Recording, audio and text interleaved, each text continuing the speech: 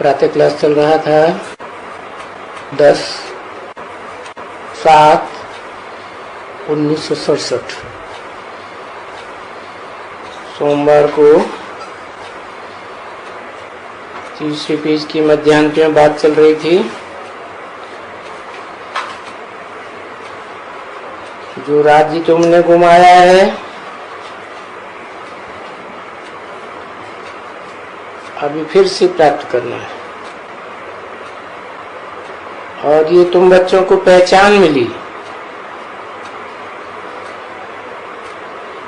अरे वाह, हम तो बहुत ही ऊंचे मालिक थे।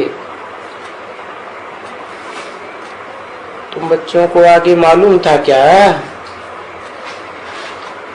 कि तुम बच्चों को हम सूर्यवंशी देवी देवता थे तो फिर से बनेंगे। बाप ने आकर बताया, अभी निश्चय कराया ना। अभी हर एक बच्चा कहते हैं हाँ बरोबर हम आगे देवी देवता थे। कितने कहते हैं कि हम आगे भी सूर्यवंशी लक्ष्मी व नारायण थे फिर बनेंगे।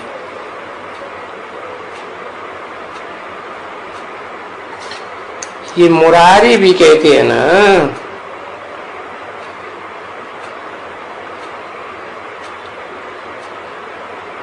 हम श्री लक्ष्मी नारायण बनेंगे।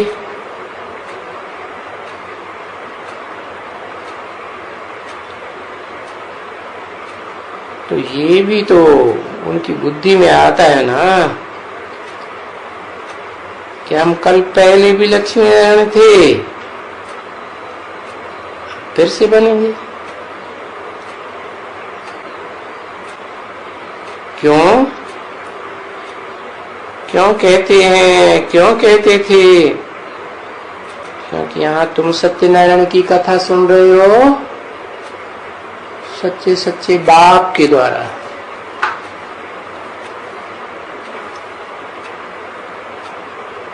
जो सच्चा बाप आकर के सत्ययुग स्थापन करते हैं,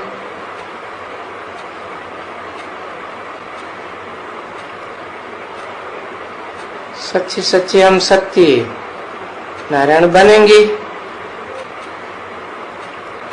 कहते हैं कि हम नर से नारायण कैसे बने, वो तो तुम अभी समझते हो ना। कि भक्ति मार्ग में तो वो झूठ सुनते थे कथा। अभी बाबा आकर के हमको राजयोग सिखलाते हैं और कायदे से सिखलाते हैं। वो तो सुनाते रहते थे कथा, कोई राज की बातें थोड़ी ही बतलाते थे। भक्ति मार्ग में ऐसे ही चलता है। 10/7/67 की वाणी का 4था पेज। अभी तुम बच्चे जानते हो कि सामने ये लक्ष्मी नारायण खड़े हैं और हमको तो बाप और टीचर सदगुरु मिला है। तो दुनिया में तो कोई मनुष्य को बाप टीचर गुरु नहीं कहा जा सकता। तो भक्ति मार्ग में सिर्फ पढ़ाइयाँ पढ़ाते हैं, पुरानी आखानियां सुनावेंगे। आखानियां सुनाते हैं ना एक दो को।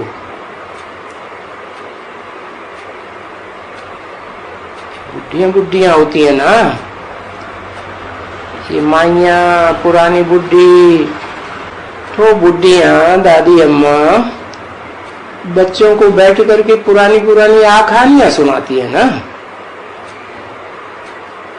गोद में सुना लेती है।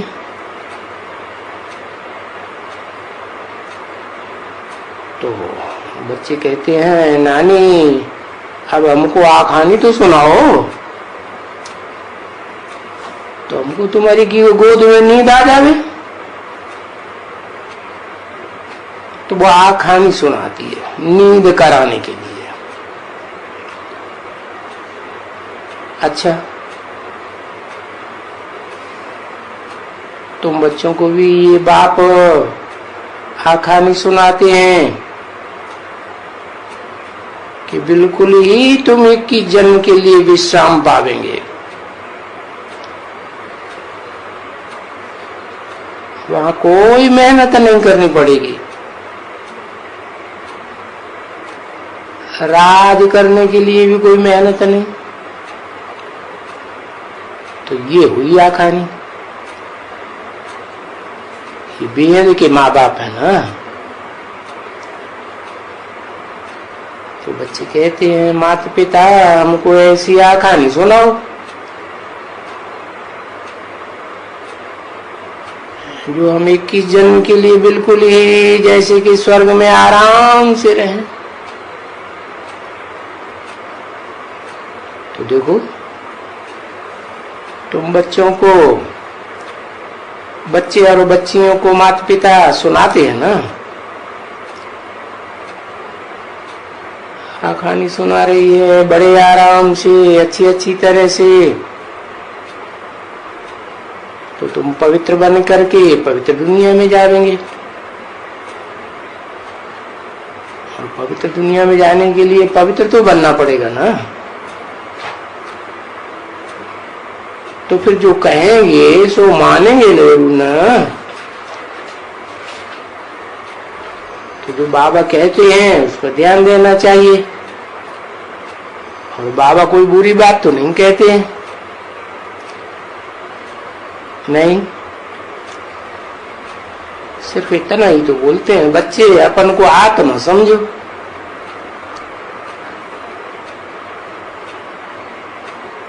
ये सच्चे सच्चे समझते हैं तो बहुत राइट बात है। हम बरोबर आधा कल्पीय ड्रामा के प्लान अनुसार हम रावण के राज्य में आधा कल्प देह अभिमानियों कर रहे।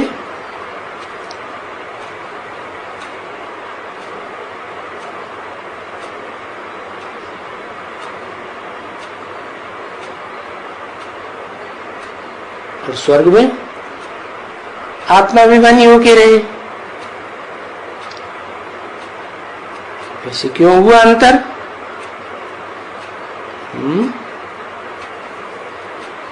बाप आकर के आत्माभिमानी बनाते हैं तो हम आधा कल्प आत्माभिमानी रहते हैं। तो वो देहधारी धर्म गुरु आते हैं तो उनके संग के रंग से देहाभिमानी बन जाते हैं। और अभी ये बाप तो सिर्फ एक ही बार आते हैं, वो धर्म पिताएं तो एक के बाद एक आते रहते हैं। वेद का बाप है तो ये जो सीन चलती है ना ड्रामा में, ये पुरानी दुनिया को बदल करके नई दुनिया बनाना,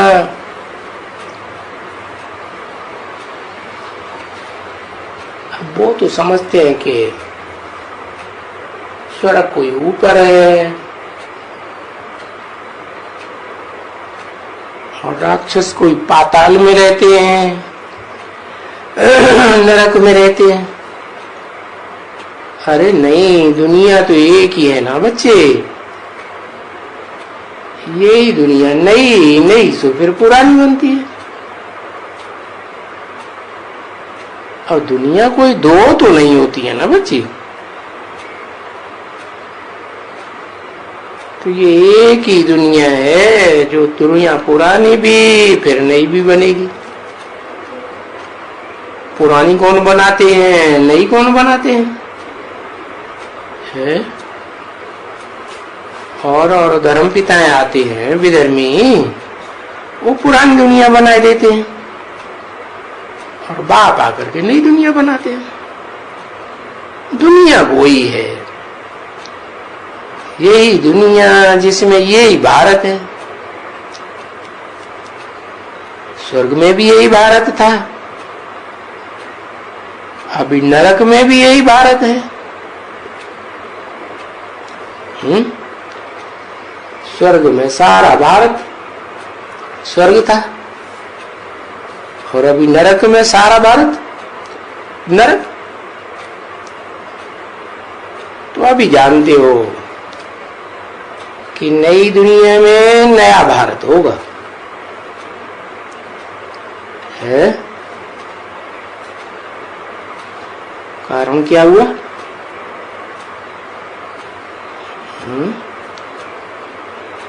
कि बाप आकर के नई नई बातें सुनाते हैं ना, तो फिर नई दुनिया में नई बातें तुम सुनते हो तो देवी देवताएं बन जाते हो। द्वापर कलयुग में तो वही शास्त्रों की पुरानी बातें सुनाते रहते हैं। सुनाते हैं क्या? गीता का भगवान कृष्ण। सब उल्टी उल्टी बातें। और तुम ये भी जानते हो कि नई दुनिया में तुम्हारी कैपिटल कहाँ होगी? यही जमुना का कंठ है। उसको फिर परिस्थान कहते हैं।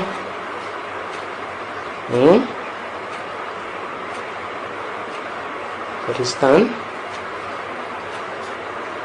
पूरे स्वर्ग को परिस्थान कहते हैं क्या?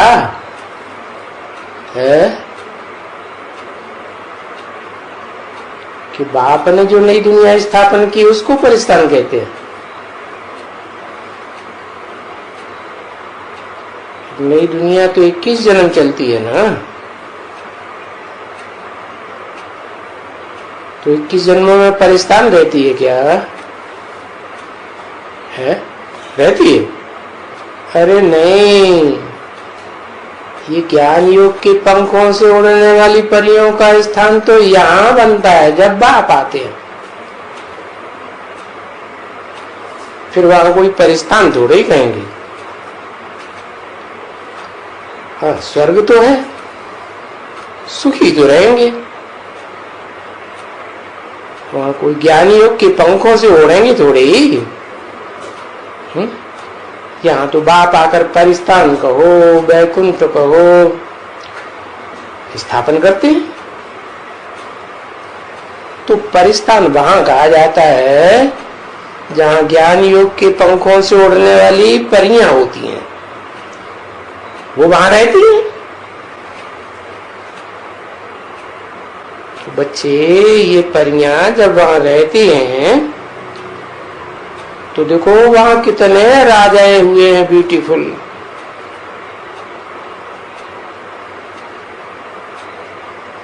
ज्ञान योग से बने ना।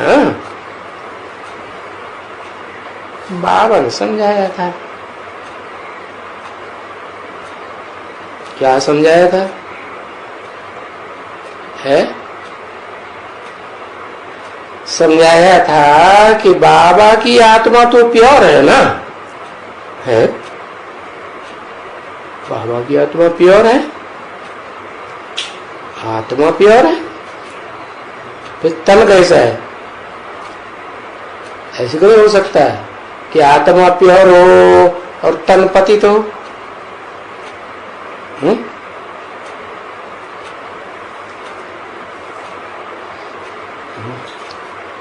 कौन बोला ये बात? कौन बोला? बाबा की आत्मा तो प्योर है ना।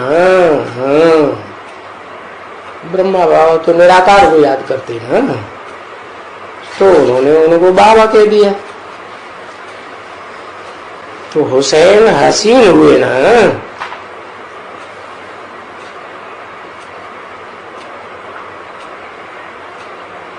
अब तुम देखो, तुम बच्चे प्योर बनते जाएंगे।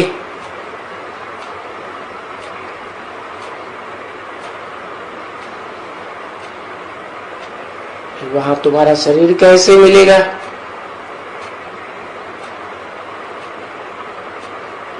मिलता है ना सुंदर शरीर। उन शरीरों में कितनी कशिश रहती है।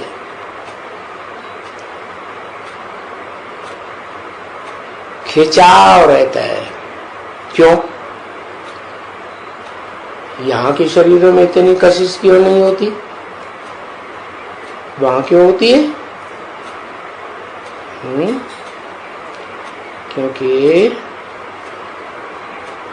क्योंकि आत्मा आत्मिक स्टेज में होती है, और यहाँ तो घड़ी घड़ी देह याद आती है, देह के संबंधी याद आते हैं, तो सारी कशिश संबंधियों में चली जाती है।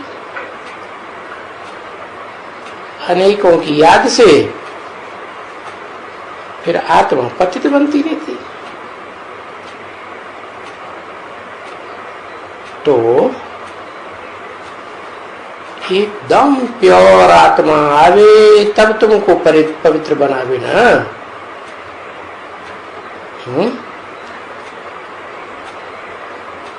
तो आइए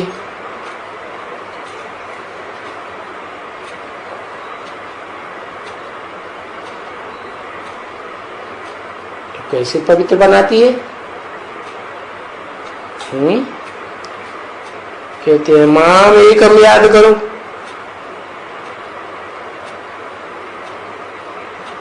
औरों को याद मत करो। तो वो आत्मा आती है ना,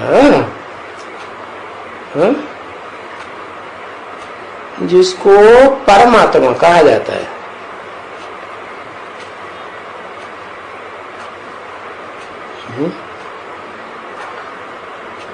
कहां से आती है? वो आत्मा आती है जिसको परमात्मा कहा जाता है। उसके संग के रंग से, उसकी याद से तुम पावन बनेंगे। तो वो परमात्मा कब आती है? आत्मा है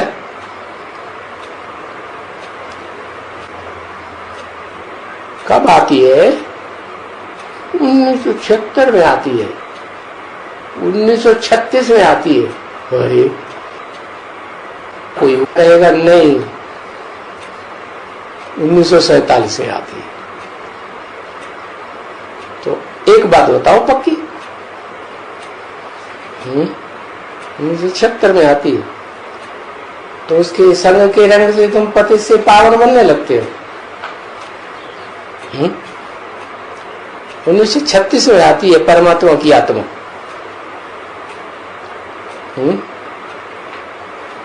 परमात्मा कहा किसे जाता है? और परम पिता किसको कहा जाता है? कहते हैं परम पिता परमात्मा। कभी ऐसे कहते हैं परमात्मा परम पिता? जैसे कहते हैं शिव शंकर, ऐसे कभी नहीं कहेंगे शंकर शिव। क्यों क्यों ऐसे कहते? शिव है परम पिता, फिर परमात्मा। आदम वाली आत्मा परमात्मा है?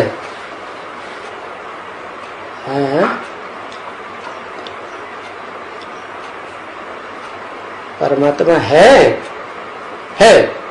अरे पहचान लिया। कैसे पहचानेंगे?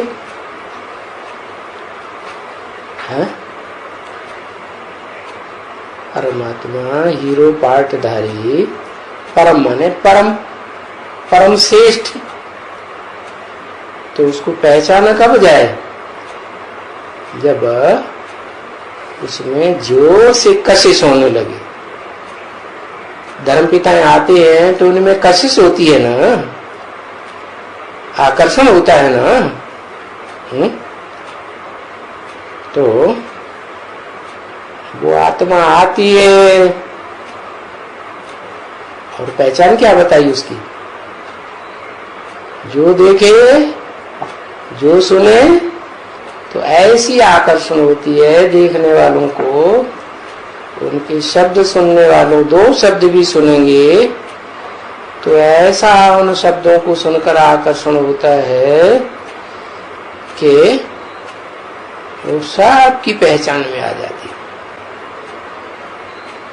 कशिश होती है ना आत्मा में, तो उनको परमात्मा कहा जाता है। तो वो आत्मा जब आए तब तुम गोरे बनो। तो कब आई? कहते कोई 36 में आई, कोई कहते 76 में आई।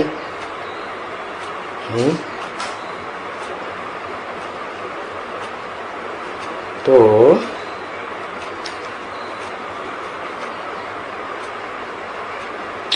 18-19 में आ गई। 18-19 तो अभी शुरू भी नहीं हुआ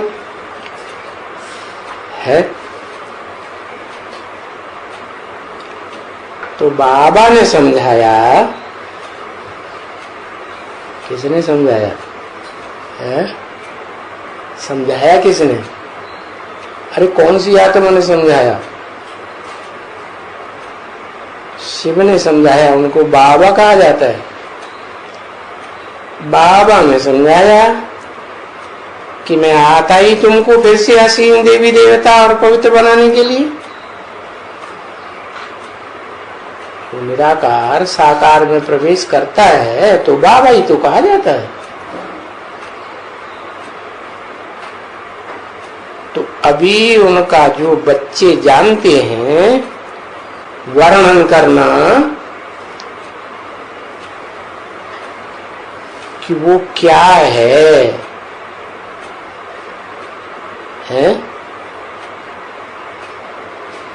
जिसको परमात्मा कहा जाता है, वो है सर्वगुण संपन्न। कहते हैं ऐसे है ऐसे है। तो बाबा यही कहते हैं सर्वगुण संपन्न बनने के लिए अपनी जांच करते रहो।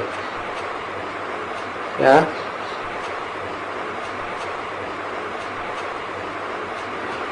मेरे में कोई अवगुण तो नहीं है कुछ है। तो ये जांच रोज करनी चाहिए।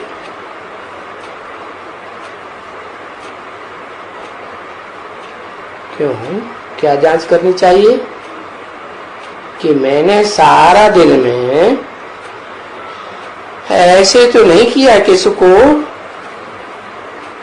जो कोई कहे इनमें ये अवगुण है। तो ऐसे आहिस्ते आहिस्ते करते करते भाई पढ़ाई तो पढ़ते हैं जरूर, टाइम तो जरूर लगता है। ऐसे एकदम गो थोड़ा ही आ जाएंगे।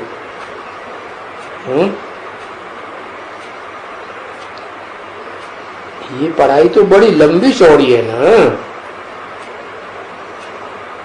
और पढ़ाई एक ही है। अरे लंबी चौड़ी है और एक है, क्या पढ़ाई है? एक है? एक किस बात की पढ़ाई है? अरे पढ़ाई है मैं आत्मा। अरे मैं आत्मा तो ठीक, लेकिन कौन सी आत्मा? क्या ड्रामे में पार्ट बजाया है? पार्टधारी अपने पार्ट को ही न जाने तो बेवकूफ एक्टर हुआ ना। अब दुनिया में तो देखो पढ़ाई पढ़ते हैं तो कितनी किताबें ले जाते हैं। आजकल तो छोटे छोटे बच्चे भी कितनी किताबें ले जाते हैं। बड़े इम्तिहान करने पास करने के लिए तो कितनी मोटी मोटी किताबें पढ़ते हैं। कहते हैं हमारा ऊंचा इम्तिहान है, तो किताब भी मोटी सी मोटी होगी ना। यहाँ भी तो तुम बच्चे ऊंची पढ़ाई पढ़ते हो ना। है? उस पढ़ाई में तो बहुत जज बनते होंगे। और क्या बनते होंगे?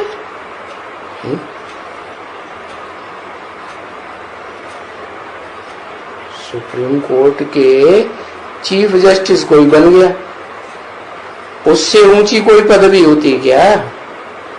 होती है क्या? क्या पदवी होती है?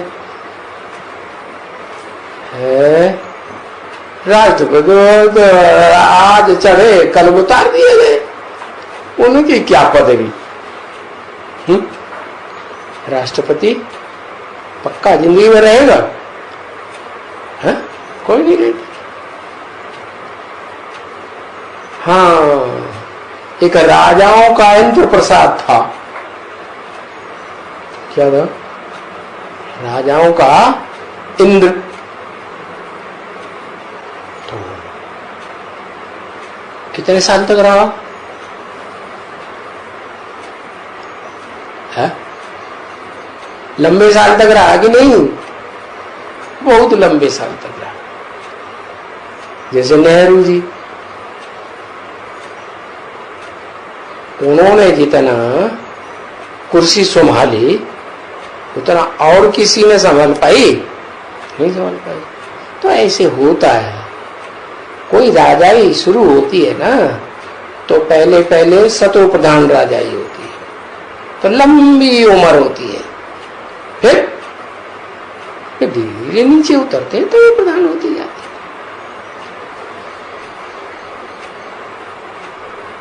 अब बात है यहाँ ऊंचे थे ऊंचे इम्तिहान और पढ़ाई की, उनका तो होता है चीफ जस्टिस बनना। ऊंची से ऊंची पढ़ाई पढ़ी, चीफ जस्टिस बन गए। अब फिर ये चीफ जस्टिस कोई एकदम तो नहीं बन जाते हैं, कोई बनते हैं नहीं। पहले छोटे जज बनेंगे, फिर उनकी तरक्की होगी, फिर अच्छा काम निकलेगा, अच्छा रिजल्ट निकलेगा, तो उनको ऊपर चढ़ाते रहेंगे। और टाइम तो लगता है ना, पहले जज बनेंगे, फलाना बनेंगे, पीछे जा करके आस्ते आस्ते चीफ जस्टिस बनेंगे। रिटायर होने का टाइम आ जाएगा तो चीफ जस्टिस बना देंगे। क्योंकि जो चीफ जस्टिस का पोजीशन होता है वो तो लंबे समय की कुर्सी तो नहीं है, लेकिन जस्टिस तो रहा ना लंबे समय तक। और प्रेसिडेंट की कुर्सी, दोनों की पोजीशन मानी तो एक जाती है ना। क्या करते हैं?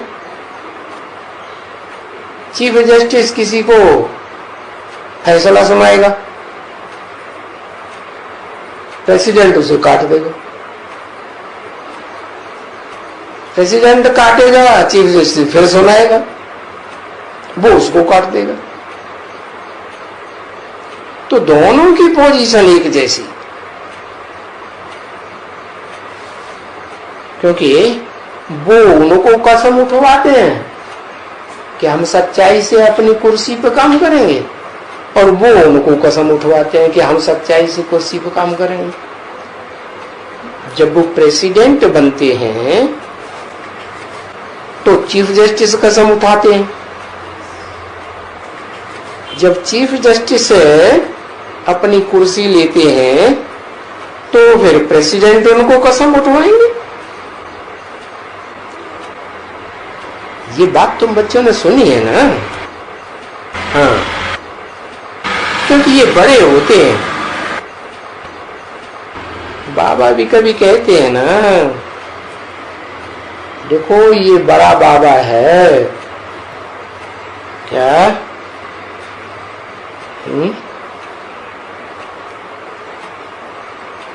कौन बड़ा बाबा है? किसको कहा? किसको कहा? ब्रह्मा के मुख से बोल रहे हैं। फिर देखो कैसे देखेंगे? इन आंखों से देखेंगे क्या कि ये बड़ा बाबा है? या ब्रह्मा बाबा को कहते हैं बड़ा बाबा? तो किसको कह दिया बड़ा बाबा? दिमाग को बड़ा बाबा कह दिया। ये बाबा है, ये शिव बाबा जैसे मालिक है। काहे का मालिक? जैसे क्यों लगा दिया? काहे का मालिक है? विश्व का मालिक, फिर जैसे क्यों लगा दिया? विश्व का मालिक, मालिकाना करता है क्या है? हुकुम कंट्रोल चलाता है क्या किसी के ऊपर? तो ऐसे नहीं है कि ये कोई इस दुनिया का मालिक है, नहीं। तो मनुष्य समझे कि परमपिता परमात्मा तो उस दुनिया का मालिक है। परमपिता परमात्मा दुनिया का मालिक बनता है। जिसको कहते हैं परमपिता, वो तो है शिव, वो मालिक बनता है दुनिया का। वो तो जिसमें प्रवेश करते हैं उसको भी आप समान बनाता है कि मालिकाना दिखाता है? हाँ। तो देखो, बाप मालिक है, है। फिर ऐसे क्यों कहते हैं ओबीडेंट सर्वेंट?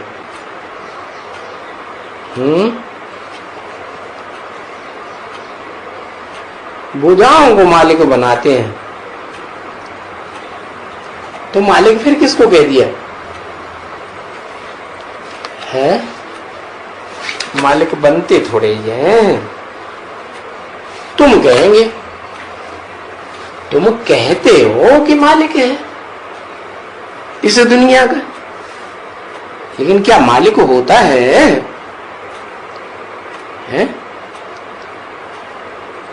तो 767 की वाणी का 5वां पेज। अरे वो तो तुमको मालिक बनाते हैं ना, खुद मालिक बनते हैं क्या?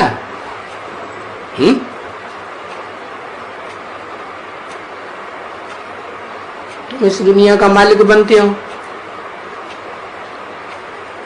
तो देखो कितनी गुई गुई बातें बताते हैं। जो कहते हैं बाप मैं तुमको गुह्य बातें, बड़ी समझने लायक बातें बताता हूं। क्या? कि मैं जिसमें आता हूं उसको तो आप समान बनाता हूं। तो मैं राजा ही करता हूं क्या? तो आप समान बनाएगा तो वो राजा ही करेगा, हैं? वो भी नहीं करेगा। बच्चों को लायक बनाते हैं। तो ये मनुष्य लोग हैं जो गाते रहते हैं क्या कि परमात्मा तो दुनिया का मालिक है। लेकिन क्या परमात्मा दुनिया का मालिक बनता है कि तुम बच्चों को बनाता है? तुम बच्चों को बनाता है। हाँ,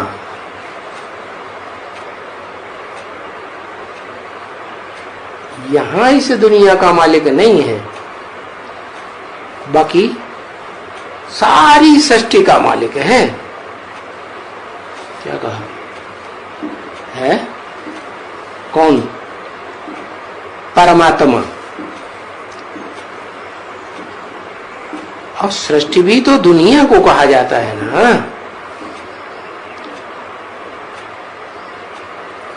दुनिया भी कहा जाता है और विश्व भी कहा जाता है।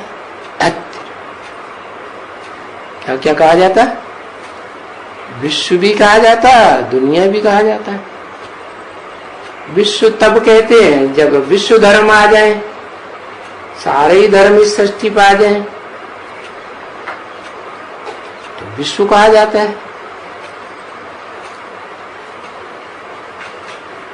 और दुनिया तो सतयुग में भी दुनिया तो नहीं कहेंगे, है? वो जो लक्ष्मी नारायण सतयुग में होते हैं उनको सतयुग का मालिक कहेंगे या दुनिया का मालिक कहेंगे? सतयुग के मालिक हुए ना।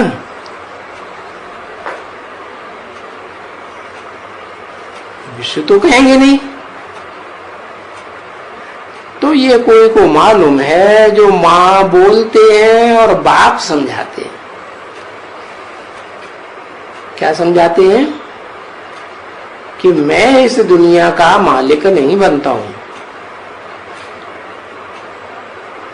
मैं इस विश्व का मालिक नहीं हूं। इस लगा दिया। इस माने जो वर्तमान में है मैं उसका मालिक नहीं हूं, इस सृष्टि का मालिक नहीं हूं। यहां भी इस लगा दिया। माना जो आगे आने वाली सृष्टि है, नई दुनिया होगी और उसके आगे जो भी पुरानी दुनिया होगी, उस सारी सृष्टि में मेरा मालिकाना चलेगा, परमात्मा का, जिसे शिव बाबा कहा जाता है। बोला ना, इस सृष्टि पर सदा कायम कोई चीज है नहीं, सदा कायम एक शिव बाबा ही है। तो देखो, ऐसे कोई समझ सकते हैं। और अभी कैसे यथार्थ अच्छी रीति से खोल करके बताते हैं। क्या? कि बरोबर हम इस दुनिया का मालिक नहीं है। कहा? फिर कहीं का है कि नहीं? सारी सृष्टि की बात बताई, बाकी इस दुनिया का मालिक नहीं है। सृष्टि का मालिक हूं, और सृष्टि में तो चारों युग आते हैं। बरोबर हम नहीं हैं।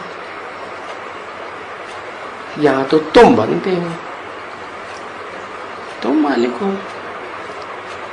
तुम मालिक बनते हो। और फिर सृष्टि का राज में विश्व का भी मालिक बनते हो, नंबरवार पुरुषार्थानुसार। पीछे क्या होता है? पीछे देखो, राजा ही गवाही देते हो, है? तो फिर पीछे से बाप आकर के तुमको फिर विश्व का मालिक बनाते हैं। तो विश्व माना क्या हुआ? विश्व माना ये सारी सृष्टि है। ये जो सारी सृष्टि है, जब मैं आता हूं तो सारी सृष्टि मौजूद होती है ना इस दुनिया में। ऐसे नहीं किसी देवताएं ही होते हैं, त्रेता की क्षत्रिय आत्माएं ही होती हैं, द्वापर के ऋषि मुनि ही होते हैं। नहीं, सारी दुनिया मौजूद होती है।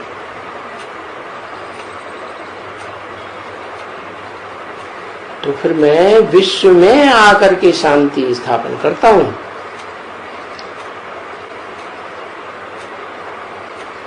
तो इसको कहा जाता है विश्व, सृष्टि, दुनिया वगैरह, इसको कहा जाता है। और मूल वचन को तो ये अक्षर नहीं देंगे ना। दुनिया, सृष्टि, वहां सृष्टि होती है क्या? सृजन कार्य होता है क्या? बच्चे पैदा किए जाते हैं क्या? नहीं।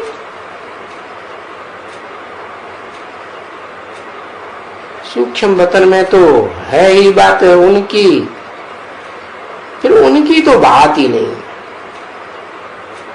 इतनी कोई बात नहीं है। और फिर वो तो है ही मूल वतन। वहां से तुम यहां आते हो,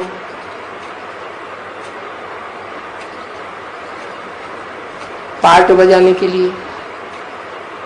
तो जब रंगमंच पर पार्ट बजाने जाते हैं स्टेज पर, तो कपड़े बदलते हैं ना। वो घर वाले कपड़े पहन के पार्ट बजाते हैं नहीं। और यहाँ तो तुम्हारा घर ही ऐसा है आत्माओं का कि वहां कोई कपड़ा तो होता ही नहीं है? तो क्या नंगे रहते हैं? है? नंगे रहते हैं। अच्छा, यहाँ आते हैं, यहाँ आकर के 84 जन्म में 84 का चक्कर लगाते हैं, फिर वहां जाते हो। फिर नहीं जा सकते हो, कोशिश तो करते हैं जावे, फिर नहीं जा सकते हो तो वापस आना पड़ता। वो लोग कहते हैं ना पार निर्वाण गया महात्मा बुद्ध, कहते रहते हैं, गया थोड़ी। वो गया होता तो अपने फॉलोअर्स को भी ले जाता। तो सब यही जन्म मरण के चक्कर में आते रहते हैं। कोई भी धर्म पिता हो, बड़े से बड़ा धर्म गुरु हो, कोई भी इस दुनिया को छोड़ करके नहीं जा सकता अपनी इच्छा से।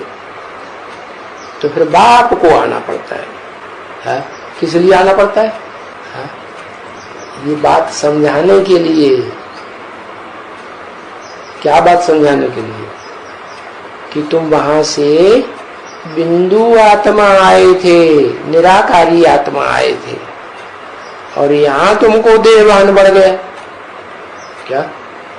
देह की इंद्रियों का संग का रंग लग गया। तुम अपन को इंद्रियां समझने लगे, देह समझने लगे। तो देह के साथ वापस कैसे जाएंगे? समझने की बात है ना। तो यहाँ इस सृष्टि पर आते हो तो यहाँ बीच में आकर सब बातें भूल जाते हो। क्या? कि भाई नंगे आए थे तो नंगे ही वापस जाएंगे। ड्रामाबाजी के कपड़े हैं, ये थोड़ा कोई ले जाने देता है। तो बीच में तुम सारी बातें भूल जाते हो। ये चित्रों वगैरह की बातें भी तुम भूल जाओगे। क्या? सतयुग में तुम्हें ये थोड़ा ही याद रहेगा कि ये चित्रों में ये पढ़ाई हमने पढ़ी थी। तो बाबा समझाते रहते हैं, तुम नंगे आए थे। नंगे आए थे। तुम कौन? तुम कौन? आत्मा। आत्मा जब शरीर धारण करती है इस सृष्टि में, तो आत्मा कही जाती है या क्या कही जाती है? क्या कहते हैं उसे?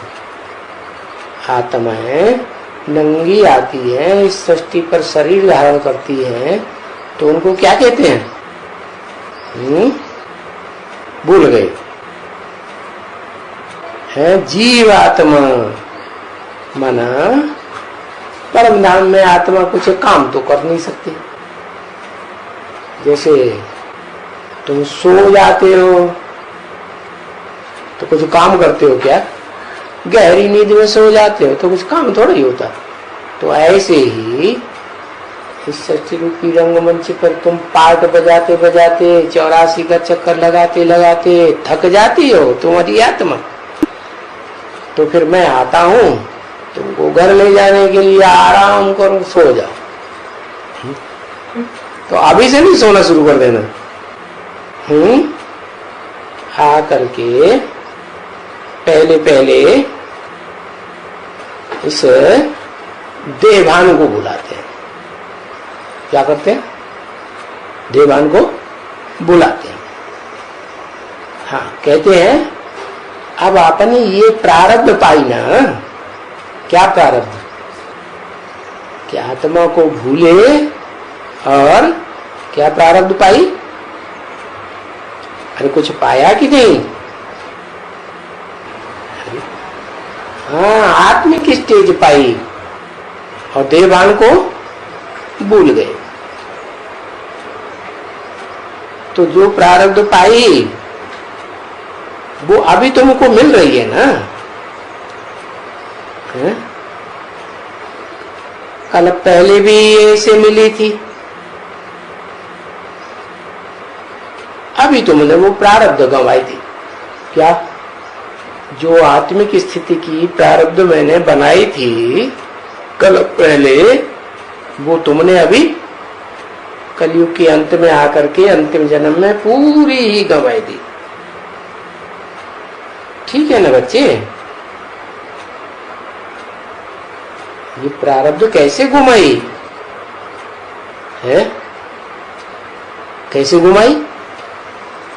अरे 84 जन्मों में चक्कर लगाते लगाते तुमने ये प्रारब्ध कैसे घुमाई आत्मिक स्थिति की, जबकि सत्युग और त्रेता में भी आत्मिक स्थिति में रहते थे, है? हाँ, देह अभिमानी धर्म पिताओं के संग के रंग में आए तो ये आत्मिक स्थिति भूल गई। तो ये सब बातें बाप बैठा अच्छी तरह से समझाई रही है। अब फिर से तुम बच्चों को पुरुषार्थ कराता हूं, है? किस बात का? किस बात का पुरुषार्थ? पहला अपन को आत्मा समझो। उस प्रारब्ध के लिए तुमको पुरुषार्थ करना पड़ता है ना।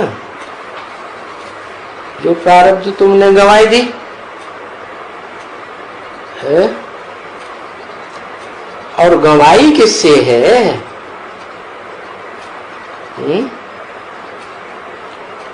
किससे गंवाई? जिसका नाम क्या दिया? अरे जिससे गंवाई है उसका नाम भी तो मालूम होना चाहिए। वो भी तो बाप आकर बताते हैं ना।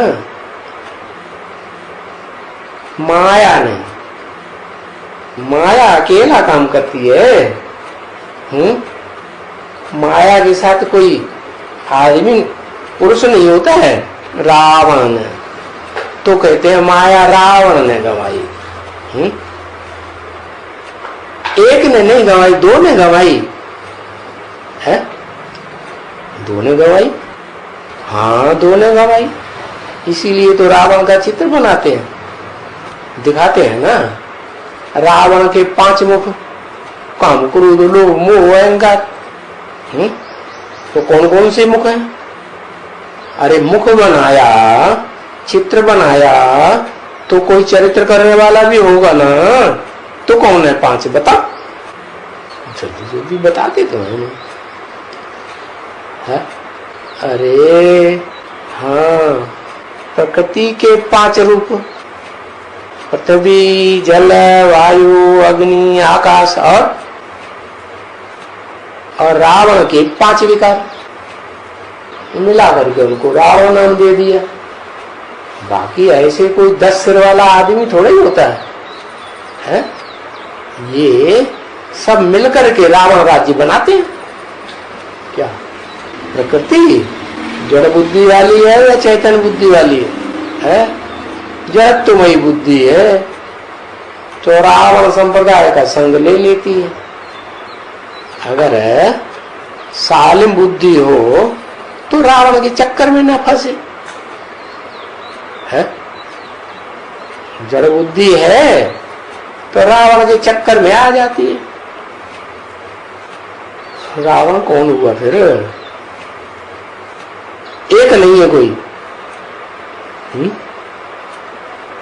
अरे भाई 10 सिर अलग अलग दिखाए हैं तो 10 मिलकर के काम करते होंगे ना, है? जैसे कहते हैं ब्रह्मा ने सृष्टि रची, तो ब्रह्मा को मुख दिखाते हैं या नहीं दिखाते हैं? है? तो क्या 5 मुख होते हैं? होते हैं 5 मुख ब्रह्मा को, है? उनकी परंपरा में, उनकी पीढ़ियों में कोई 5 मुख वाला है आदमी आजकल? कोई नहीं। ये तो कवियों की कल्पना है। उस कल्पना के आधार पर उन्होंने चित्र बना दिया कि ये 10 मिलकर के आपस में एकजुट हो जाते हैं, और सारी सृष्टि पर राज्य करते हैं। तो अभी तुमको पता पड़ा कि राजाई मिली किससे और गंवाई किससे। वेद का बाप तुमको राजाई देते हैं और रावण तुमसे छीन लेते हैं। तो अब ये ड्रामा बना हुआ है, ला बना हुआ ड्रामा। क्या कि हार होगी तो जीत भी जरूर होगी और जीत होगी तो हार भी जरूर होगी। ये दुनिया हार जीत की दुनिया है, खेल है रावण का, राम का। तो रावण द्वारा हार, क्यों हार? क्योंकि वो दुश्मन है ना, तो वो हरा देता है? दुश्मन सामने आते ही किस लिए? हराने के लिए। तो रावण हरा देता है। तो कौन कौन मुख आए दुश्मन बन के, रावण बन करके? उनके मुखिया के तो नाम बता दो। अरे एक दो का नाम बता दो तो बाकी फिर हमें याद आ जाएगा। हाँ, काम। अरे काम तो विकार का नाम है। मुख है तो कोई चरित्र करने वाला व्यक्ति होगा ना, हाँ? कोई बड़ा होगा ना। कहते हैं ना, बड़ा जैसा कर्म करेगा छोटे उसको देख करके वैसे ही कर्म करेंगे। तो काम विकार को सबसे जास्ती अपने जीवन में उतारने वाला इस्लामी तो ढेर सारे, क्रिश्चियन से 200-250 करोड़ है। नाम नहीं बताते, डर लगता है कल हमको पकड़ेंगे। इब्राहिम, हाँ, तो पहला आया इब्राहिम, उसने ये सिखाया काम विकार की बात। तो ये दुश्मन बना। फिर उसके बाद दूसरा दुश्मन कौन आया है? तो उसका चेहरा दिखाते हैं ना, चित्र बनाते हैं। क्राइस्ट आया, क्रोध। तो ये काम, क्रोध, लोभ, मोह। लोभ कौन? जिन्होंने लोभ के लिए दुनिया भर के अत्याचार किए, मारकाट मचाई, बड़े बड़े युद्ध किए, भारत में खूब आक्रमण किए, लूट के ले गए लोभ के कारण। तो कौन? मोहम्मद। तो चलो 3 हुए। फिर आओ, और कौन? मोह। मोह किससे होता है? देहधारियों से मोह होता है। तो उनको मोह आया कि सारी सृष्टि के देहधारियों को इकट्ठा कर ले। तो उन्होंने ऐलान कर दिया क्या, क्योंकि ये मोही जो होते हैं ना, वो किस बात का मोह होता है उनमें? कि हमें ज्यादा से ज्यादा वोट मिल जाए। क्या कोई धर्म को मानो या ना मानो, धर्म निरपेक्ष राज्य हम चलाते हैं। हमें धर्म की किसी की चिंता नहीं, कोई धर्म ग्रंथ की भी हम बात मानेंगे नहीं। क्या करेंगे? हमें तुम लोग दे दो ऐसे जो वोट दें हमको, तो लोगों का मोह आ जाता है। तो ये मोह का दुश्मन हो गया। उसका मुखिया कौन? नाम नहीं बताया है। महर्षि दयानंद कहते हमने बड़ी दया की लोगों में। कोई क्रिश्चियन हो आ जाए, हिंदू बन जाए भारत में, कोई मुसलमान हो क्या आ जाए भारत में, हम उसको हिंदू बना लेंगे। तो बड़ी दया करते हैं, तो नाम रख दिया। दया करने में बड़ा आनंद आता है क्या, और अपना टाइटल भी रख दिया महान ऋषि, महर्षि, कितना बड़ा ऋषि आया।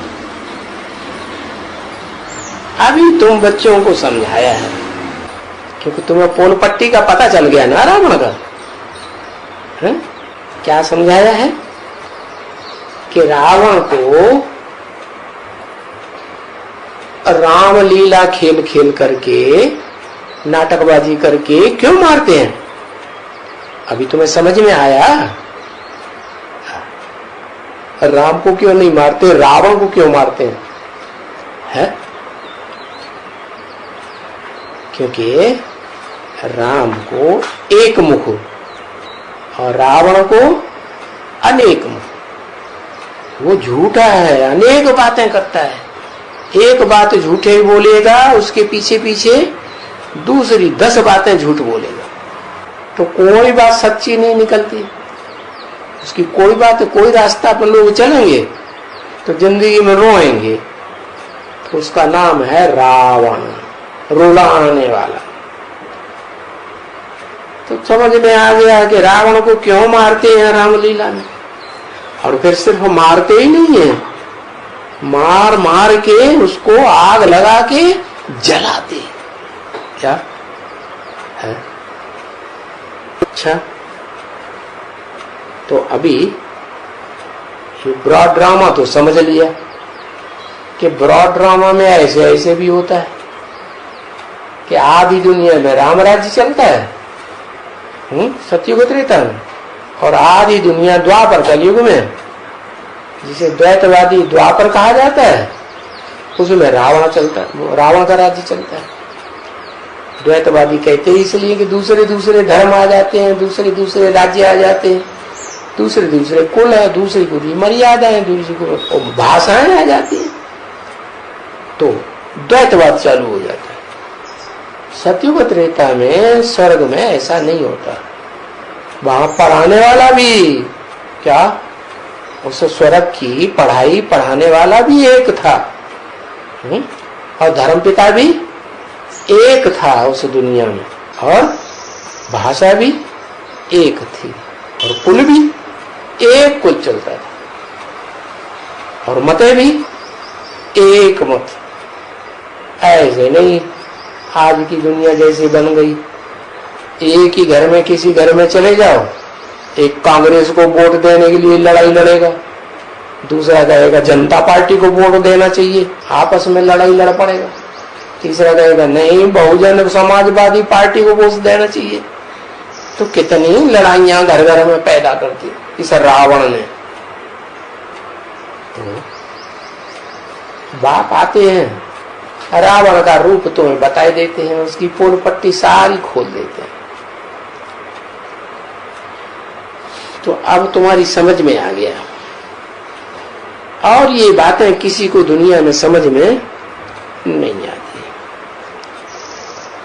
और यहाँ ये पाई पैसे की बात तुमको बता देते हैं, क्या तुम्हारी समझ में आ जाती है? ओम शांति।